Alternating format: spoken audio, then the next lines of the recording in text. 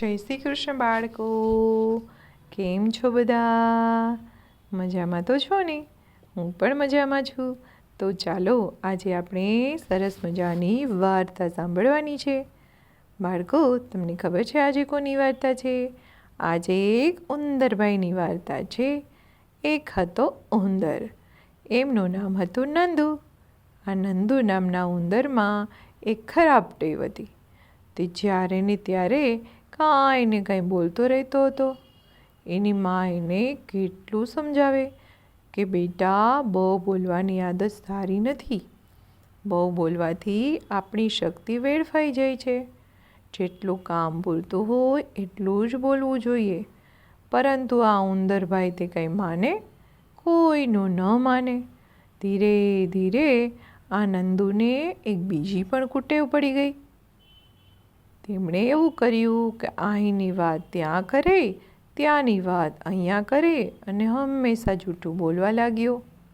તે જૂઠું બોલી બીજાની નિંદા કરે, એકાબીજા પ્રાણીઓને લડાવ્યા કરે. આવું કરવામાં એને ખૂબ મજા આવતી હતી. નંદુ રોજ ને રોજ તોફાન વધવા લાગ્યા. એક દિવસ તેણે જોયું કે એક બતક પોતાની ચાંચમાં દાણા ભરીને આવી રહી છે. તે પોતાના બચ્ચા માટે લઈ જતી હતી.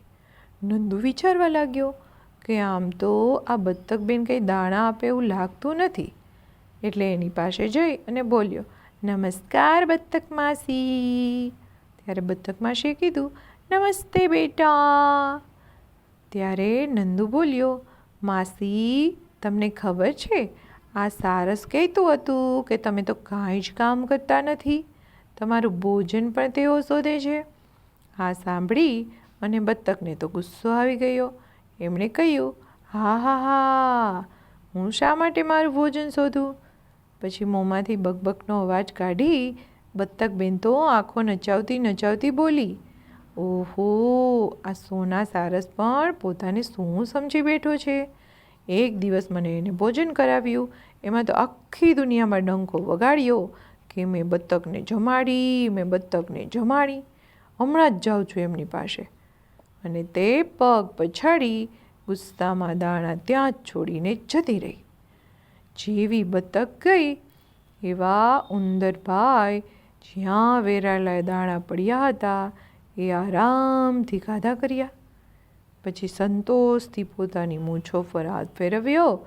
ત્યાર પછી મીતુ બતક તો સારસભાઈની લડાઈ જોવા ચાલી નીકળ્યો. સારસને તો કશી ખબર ન હતી. બતક તો જોર જોરથી લડી રહી હતી.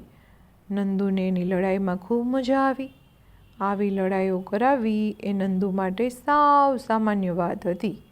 એની મા એને રોજ સમજાવતી કે નંદુ, તું એવું કેમ કામ કરે છે? તું જેવું કામ કરીશ ને એવું જ તને ભગવાન ફળ આપશે. ખરાબ કામ કરનારને ચોક્કસ ખરાબ ફળ મળે છે. પણ નંદુભાઈ ઉંદરભાઈ સમજે નહીં. નંદુભાઈને હજી તો એવો કોઈ કડવો અનુભવ થયો નહોતો. પરંતુ એક દિવસ આ ઉંદરભાઈ ફરતા ફરતા મહારાજ સિંહની ગુફા સુધી પહોંચી ગયા. મહારાજ તો આરામ કરી રહ્યા હતા અને અહીંયા નંદુભાઈએ પોતાના તોફાન કરવાનું મન થયું. હાથ જોડી અને પહેલાં તો મહારાજને પગે લાગ્યો અને બોલ્યો, રાજાજી રાજાજી, તમારા જેવા પ્રતાપી રાજા અમને ભાગ્યથી મળે છે. સિંહે તો છાતી ફૂલાવી અને મૂછોને તાવ દીધો.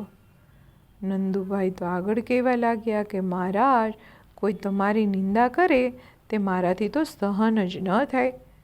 એટલામાં સિંહભાઈ સાંભળ્યા અને એમને કહ્યું, કોનામાં આટલી હિંમત છે? સિંહે તો જોરદાર ગર્જના કરી. ત્યારે ઉંદરભાઈ તો બંને હાથ જોડી અને નમીને કહ્યું, મહારાજ, આપનો મંત્રી છે ને, પેલો ભોલું રીંછ, એ કહેતો હતો કે તમે તો આખો દિવસ પડ્યા પડ્યા આરામ કરો છો અને આ પ્રજાના સુખ દુઃખની તમને કાંઈ જ ચિંતા નથી. ત્યારે સિંહે કહ્યું, એમ છે, અત્યારે ને અત્યારે આ ઉંદરને બોલાવો. પછી નંદુને ત્યાં ઊભા રહેવાનું કહ્યું અને સૈનિક મોકલી અને ભોલુને બોલાવી લીધો. નંદુ મનમાં વિચારવા લાગ્યો કે આજે તો હું ફસાઈ ગયો. એણે વિચાર્યું હતું કે દાણો ચાંપીને ચાલ્યો જઈશ અને પાછળથી સિંહ અને રીંછ લડતા રહેશે, પણ આ સિંહે તો એને અહીંયા બેસવાનું કહી દીધું. હવે શું કરવું? એટલામાં નંદુના દુર્ભાગ્યથી બત્તક અને સારસ બંને જણા ત્યાં આવી પહોંચ્યા. હવે બંનેમાં સુલેહ થઈ ગઈ હતી. બંને પાછા મિત્ર બની ગયા હતા. તેઓ મહારાજને નંદુની ફરિયાદ કરવા આવી ગયા. બત્તકે તો આખી ઘટના સંભળાવી. આખી વાત સાંભળી આ સિંહભાઈને તો ઉંદરભાઈ ઉપર ચડ્યો ગુસ્સો. થોડી વારમાં આખો દરબાર ભરાયો. શિયાળભાઈ, હાથીભાઈ, ઊંટભાઈ, રીંછભાઈ, બધા જંગલના પ્રાણીઓ ત્યાં આવી ગયા. તેઓને પણ નંદુએ હેરાન કર્યા હતા. બધાએ સિંહ પાસે નંદુની નિંદા કરવા લાગી. ભોલું રીંછે કહ્યું, મહારાજ, મેં તો ક્યારેય કોઈની સામે નિંદા નથી કરી તમારી. આ ઉંદર તો બધાની નિંદા કરતો ફરે છે. ઊંટ, હાથી, શિયાળ બધાએ પોતાની ગરદન હલાવી નાખી અને બધાએ કહ્યું, બરાબર છે મહારાજ. હવે સિંહને બરાબર આવ્યો ગુસ્સો. હવે એણે નંદુને દંડ સંભળાવ્યો. નંદુ, તારી આ કુટેવથી બધામાં ઝઘડો થાય છે. બીજાને લડાવવું એ તું તારો તમાશો જુએ છે. મને એટલો બધો ગુસ્સો આવે છે કે તને હું ફાંસી ઉપર ચડાવી દઉં. પરંતુ હમણાં એવું નહીં કરું. તને એકવાર સુધરવાનો મોકો મળશે.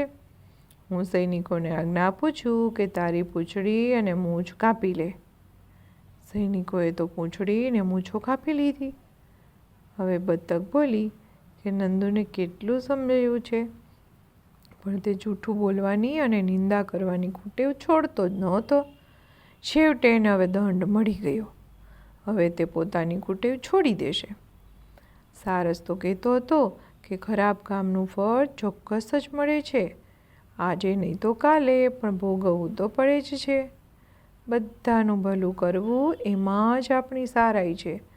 ભોલું રીંછે કહ્યું અને પેલો ઉંદરભાઈ તો શરમનો માર્યો ઝૂકી ગયો. કપાયેલી પૂંછડી અને મૂછો લઈ પોતાને ઘરે ગયો. પોતાની માને જોતામાં પોક મૂકીને રડવા લાગ્યો. એની મા પાસે આવીને ધીરે ધીરે એના માથા ઉપર હાથ ફેરવ્યો અને બોલી, બેટા, જે થયું એને ભૂલી જા. મૂછો અને પૂંછડી તો ફરી ફૂટશે. હવે તું ડાયો બનવાનો પ્રયત્ન કર. હા માં. આટલું બોલી નંદુ અને એની મા બંને જણા ભેટી ગયા અને બંને ખાધું પીધું ને રાજ કર્યું. બાળકો આવજો. જય શ્રી કૃષ્ણ. વાર્તા થઈ ગઈ પૂરી. બાળકોને મજા પડી. ચાલો જઈએ પોઢી. નીંદર આવી પહોંચી. કાલે મળીશું ફરી. વાર્તા લઈને નવી. તો બાળકો આવજો. જય શ્રી કૃષ્ણ. નમો નમઃ.